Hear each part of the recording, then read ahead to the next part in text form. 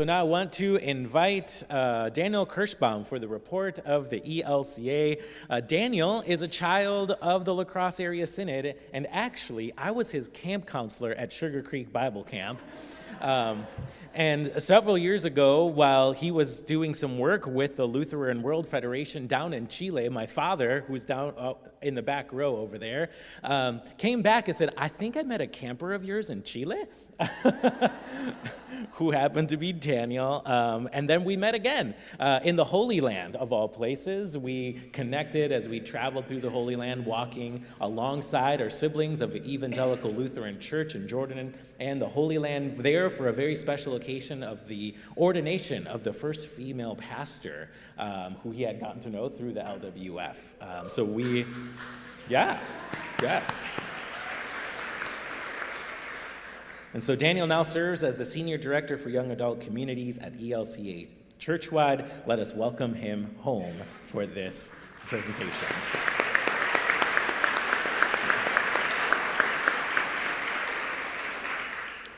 Thanks, y'all. It's really good to be here. I think we have a video first that we'll see, but I'll say a quick hello before we play that, which, friends, it's just really good to be here. And yesterday, as we read some of the names of folks who have anniversaries, I saw my youth director, I saw your treasurer was also one of my camp counselors, my Sunday school teacher is in the room, my social studies teacher is in the room. So a large part of my life is represented even in just this space. And so it's really good to be here and good to be back. It's a privilege and an honor, and sometimes complicated, to show up and represent the Churchwide organization at Synod assemblies, but the Churchwide organization has a representative across all Synod assemblies that happen during this season, and it's really a big gift that I get to be here, of all places. To get us started, we have some words from Bishop Eaton in a short video, and then I'll have some more updates for you after that. Thanks.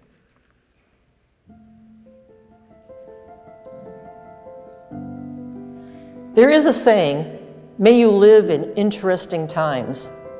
At first glance, this sounds like an ironic curse. Interesting? What? A pandemic? War in Gaza and Ukraine? Famines in Sudan and Ethiopia? Stress in our families, our communities, and even in our congregations? Who needs interesting? Give us boring. Give us garden variety. Give us the same old, same old. But what if may you live in interesting times is not a curse, but a call? Yes, we live with danger and uncertainty, but as people of the resurrection, we also live in hope and have felt God's love, which sustains us even in the most difficult times. God's love, most clearly expressed in the life, death, and resurrection of Jesus, is always real. Some of life's hard realities may make it difficult to perceive. Maybe we are trying too hard. Maybe we think that only monumental occasions and dramatic feelings are manifestations of God's love. People come to our congregations because they want to share and feel God's love in community. They want to know that they are not alone, that they are forgiven, that God's love gives us the grace and space to try and fail, to sin boldly, as Martin Luther says.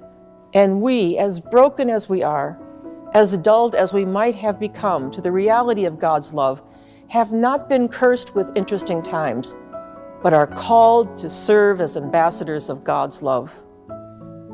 We see God's love in the sacraments, where God claims each of us with God's love and nourishes and strengthens us with Jesus' own body and blood. We see God's love when we pray because we can enter into the sacred space of God's love in joy, in sorrow, in hope, in times of desperation, because God's love is real and God receives our prayers even when we feel we can't pray. We see God's love in forgiveness when hearts and lives are mended and hurt and alienation are taken away. We see God's love in acts of service when we, liberated by God's grace, reach out to our neighbor. And we experience the life-changing love of God in Scripture, in worship, in music, dance, and art. Yes, we live in interesting times, but these interesting times are made meaningful and filled with possibility and hope because God's love is real. Go in peace and share God's love with one another and all creation. Thanks be to God.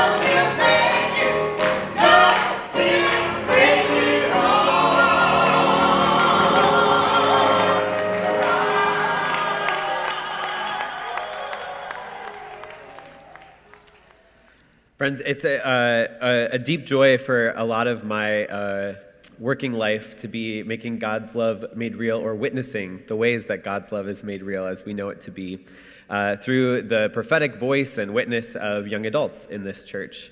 If you're curious, constitutionally we say young adults are 18 to 30, and programmatically we say 18 to 35. If you're in current familial or friendship relationship with young adults right now, you know that the age in which we're doing a bunch of crazy transitions is extending, not shortening, in our lifetime.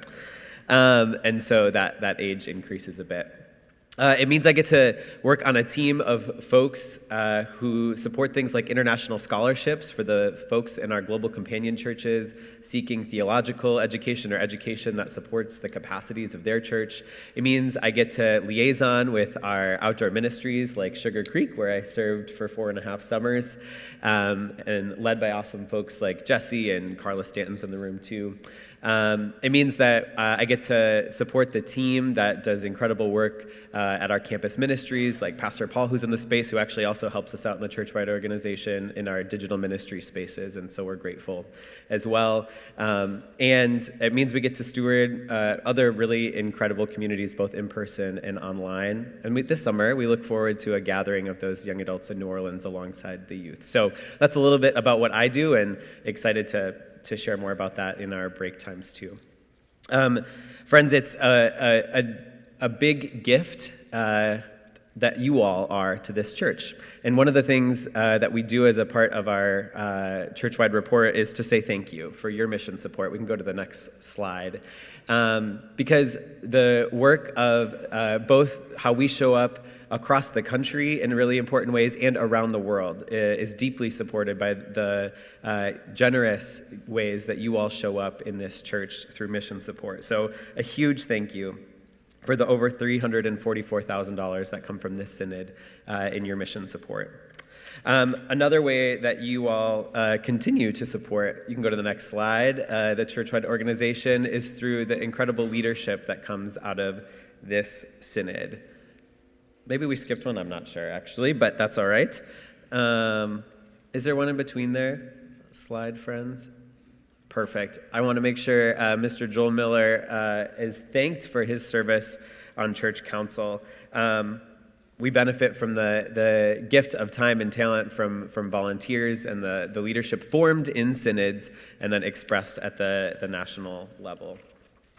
We can now jump to that World Hunger slide. It is a huge deal to be at 50 years of World Hunger. The ELCA and its predecessor bodies have been supporting the ways that we feed people or that communities feed each other around the world for 50 years now.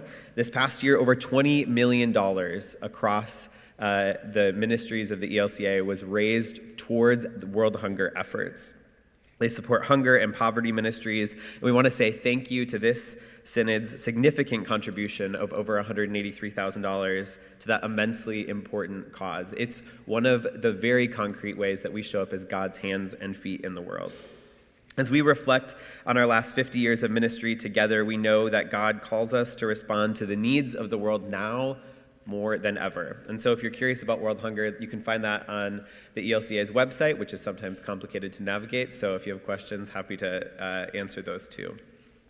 It's our 10-year anniversary. We can go to the next slide, of God's work, our hands. If you all were engaged in the beginning of that work, 10 years both feels like not that long ago and also a really long time ago, because I feel like we've been doing God's work, our hands, forever, but also maybe because it's only about a third of my life that this has existed. But we're excited to continue to look ahead at what the next 10 years has to offer, to see the ways that we collectively show up in our communities. We want to say thank you on behalf of Lutheran Disaster Response. In the last few years especially, there have been many ways that the funds raised for Lutheran Disaster Response have been utilized, and we're really grateful for the ways that this synod has contributed. This year, there were over $13 million in total raised in 2023's fiscal year to aid disaster efforts across the globe, including over $67,000 from this synod. So thank you, thank you, thank you. That's a significant contribution, and it allows us to show up. Many of you have heard this before maybe, but it's important to know that specifically our identity as Lutherans, in the way that we work from the ELCA and in our global companion churches, we're the group that stays often the longest.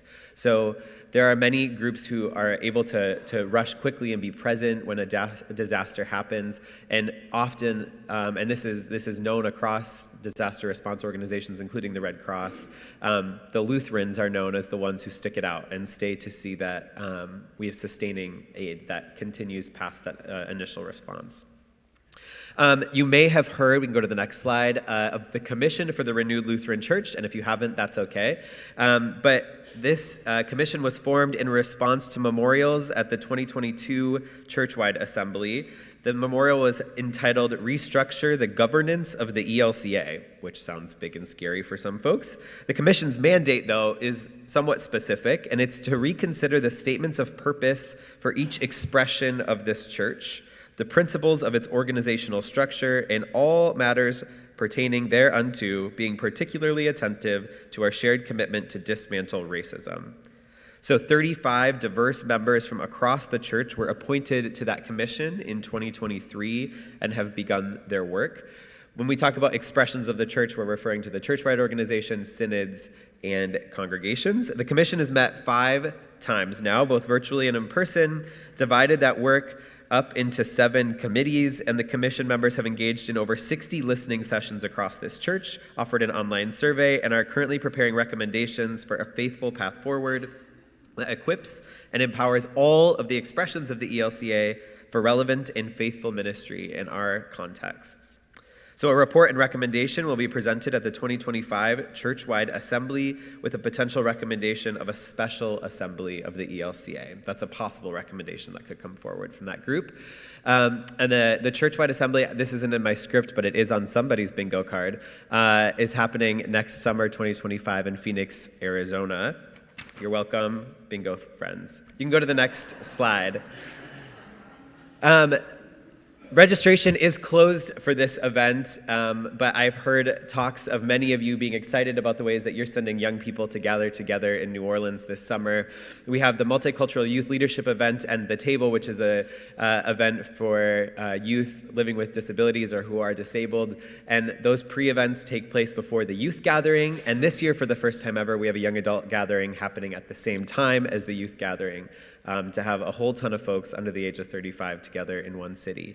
And it's going to be really exciting. So thank you for the ways that you support your young people in attending events like this and camp and mission trips, and the ways that they get to gather together and see that they are indeed a part of something bigger than just their local community, which is of course important. And you all, if you've been to a space like this, surrounded by a bunch of people who care about things that you do and are rooted in this Lutheran expression of faith, it's really, really powerful to see that you are indeed not alone.